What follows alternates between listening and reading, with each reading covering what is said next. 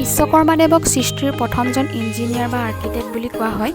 ঋগ্বেদ, স্কন্ধ পুৰাণ, বিষ্ণু পুৰাণ, মহাভাৰত ইত্যাদিত উল্লেখ আছে যে বিশ্বকৰ্মা দেৱতাই বিশ্বব্ৰহ্মাণ্ডৰ দেৱলোক, ইন্দ্ৰপুৰী নগৰ, শ্ৰীকৃষ্ণৰ দ্বাৰকা নগৰী, বিভিন্ন অস্ত্ৰ-শাস্ত্ৰ যেনে বিষ্ণুৰ সুদৰ্শন চক্ৰ, মহাদেৱ শিৱ বাবাৰ ত্ৰিশূল বা জগন্নাথপুৰী মূৰ্তিভাগ ইত্যাদি এইসমূহ নিৰ্মাণ কৰা বুলি কোৱা হয়।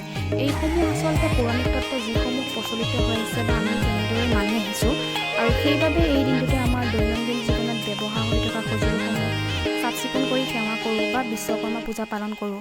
ঘৰৰ গাড়ী ঘোঁৰা, বাইকসমূহে বা নিজৰ কৰ্মস্থলীতে হওক যন্ত্ৰপাতিসমূহ পূজা কৰোঁ। তেওঁ আশীৰ্বাদ বিচাৰোঁ যাতে এই যন্ত্ৰপাতিসমূহ সদায় ভালে থাকে বা সুৰক্ষিত হৈ থাকে। আচলতে বিশ্বকৰ্মা পূজাই আমাক এই দিনটোতে এই সঁজুলিসমূহৰ প্ৰতি কৃতজ্ঞ হ'বলৈ শিকায়। যোৱাকালি যিহেতু বিশ্বকৰ্মা পূজা আছিল, আমি ভিডিঅ' কেনেদৰে পাৰ কৰিলোঁ তাকে অলপ ভিডিঅ'ৰ যোগেৰে দেখাবলৈ চেষ্টা কৰিলোঁ।